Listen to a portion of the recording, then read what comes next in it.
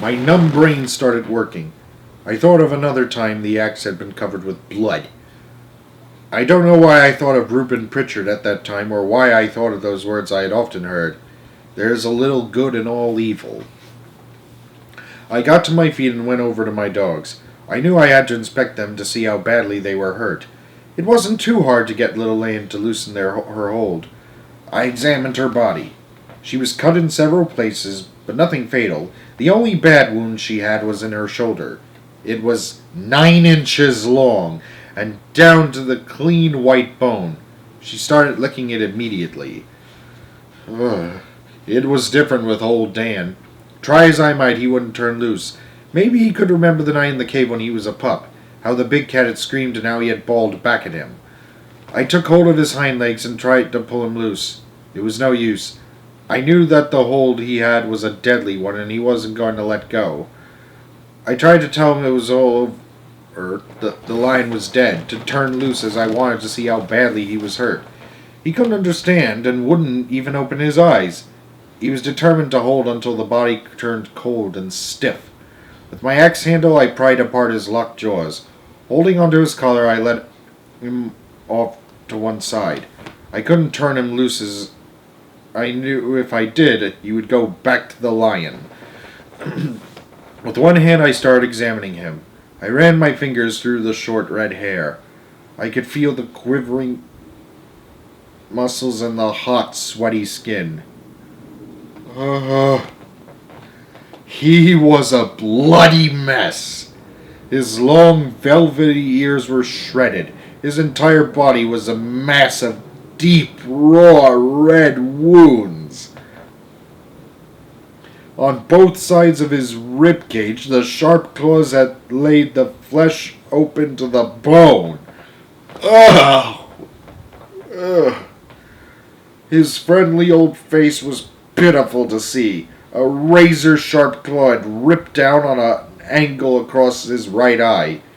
It was swollen shut. I wondered if he would ever see from that eye again. Blood dripped from his wounds and fell on the white oak leaves. I saw he was bleeding to death. With tears running down my cheeks, I did the only thing a hunter could do. I raked the leaves away and let his blood drip on the black mountain soil. Mixing it into a mud, I worked it into his wounds to stop the flow of blood. With my axe in one hand and holding onto his collar with the other, we climbed out of the canyon. I knew if I could get him far away from the lion, he wouldn't go back. On reaching the top, I saw the yellow glow of my lantern. I turned old Dan loose and walked over and picked it up. Not knowing exactly where I was, I looked down out of the mountains to get my bearings. Beyond the foothills and fields, I could see the long, white, crooked line of stream marking the river's course.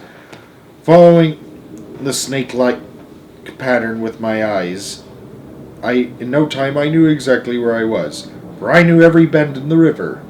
Anxious to get home so I could take care of my dogs, I turned and called to them. Little Anne was close by. She was sitting down, looking at the wound in her shoulder. I saw the shadowy form of old Dan sniffing around the tree where the lion had been treed. As I stood and watched him in the moonlight, my heart swelled with pride. Wounded though he was, he wanted to make sure there were no more lions around. I called to him. In a stiff-legged trot, he came to me. I caught hold of his collar and gave him another inspection. In the lantern light, I could see the mutt-caked wounds clearly. The bleeding had almost stopped. I felt much better. Little Anne came over. I knelt down and put my arms around them. I knew that if it hadn't been for their loyalty and unselfish courage, I would have probably been killed by the slashing claws of the devil cat. I don't know how I'll ever pay you back for what you've done, I said, but I'll never forget it. Getting up, I said, come on, let's go home so I can take care of those wounds. I hadn't gone far when I heard a cry. At first I thought it was a bird or a nighthawk. I stood still and listened. I glanced at little Anne. She was looking behind me. I turned around and looked for old Dan. He was nowhere in sight. The cry came again, low and pitiful. Instantly, Little Ann started back the way we had come. I followed as fast as I could run. Oh, God. I found old Dan lying on his side, pleading for help. What I saw was almost more than I could stand. There, tangled in the low branches of a huckleberry bush, were the entrails, or intestines, of my dog. Oh, God. With a gasping cry, I knelt down by his side. I knew what had happened. Far back in the soft belly, the slashing, razor-sharp claws of the lion had cut into the hollow. In my inspections, I had overlooked the wound. His entrails had worked out and had become entangled in the bush. The forward motion of his body had done the rest. He whimpered as I laid my hand on his head. A warm red tongue flicked out at it. With tears in my eyes, I started talking to him. "Hang on, boy," I said. "Everything will be all right. I'll take care of you." With trembling hands, I unwound the entrails from the bush. With my handkerchief, I wiped away the gravel, leaves, and pine needles. With fingers that shook, I worked the entrails back into the wound. Knowing that I couldn't carry him and the axe and lantern, I stuck the axe deep in the side of a white oak tree.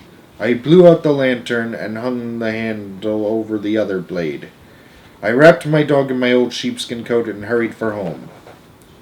Arriving home, I had awakened my mother and father. Together we doctored my dogs. Old Dan was taken care of first.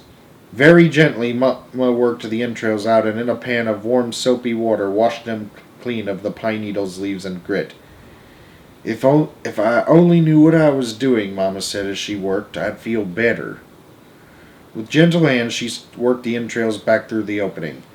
The wound was sewn up and bandaged with a clean white cloth. Little Ann wasn't hard to doctor. I held her head while Mama cleaned her wounds with peroxide. Feeling the bite of the strong liquid, she whined and licked my hands. "It's all right, little girl," I said. "You'll be well in no time." I opened the door and watched her as she limped off to the doghouse. Hearing a whimper, I turned around. There in the doorway to the room stood my sisters. I could tell by looks on their faces they had been watching for some time. They looked pitiful standing there in their long white gowns. I felt sorry for them. "Will little Ann be all right?" my oldest sister asked. "Yes," I said. "She'll be all right. She only had one bad wound, and we've taken care of that." "Old Dan's hurt bad, isn't he?" she said. I nodded my head. "How bad is it?" she asked. "It's bad," I said. "He was cut wide open." They all started crying. "Now here," Mama said, going over. "You girls get back in bed. You'll take a death of cold being up here like this in your bare feet." "Mommy," the little one said, "God won't let old Dan die, will he?" "I don't think so, honey," Mama said. "Now off to bed." They turned and walked slowly back to their room. "The way your dogs are cut up," Papa said, "it must have been a terrible fight." "It was, Papa," I said. I never saw anything like it. Little Ann wouldn't have fought the lion if it hadn't been for old Dan. All she was doing was helping him. He wouldn't quit. He just stayed right in there till the end. I even had to pry his jaws loose from the lion's throat after the lion was dead." Glancing at old Dan, Papa said, "It's in his blood, Billy. He's a hunting hound. Best one I ever saw. He only has two loves. You and hunting. That's all he knows. If it hadn't been for them, Papa," I said, "I probably wouldn't be here now." "What do you mean," Mama said, "you wouldn't be here now?" I told them how the lion had leaped at me and how my dogs had gotten between him and me. "They were so close together," I said. "When they came up off the ground, they looked just like one." There was a moaning sigh from Mama. She covered her face with her hands and started crying. "I don't know," she sobbed. "I just don't know. To think how close you came to being killed. I don't think I can stand any more." Now, Papa said as he walked over and put his arms around her.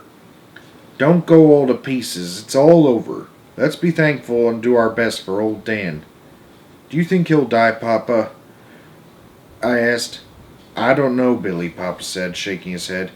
He's lost an awful lot of blood, and he's a mighty sick dog. All we can do now is wait and see. Our wait wasn't long. My dog's breathing grew faster and faster, and there was a terrible rattling in his throat. I knelt down and laid his head on my lap. Old Dan must have known he was dying. Just before he drew one last sigh and a feeble thump of his tail, his friendly eyes closed forever. I need a minute, please. Please excuse me.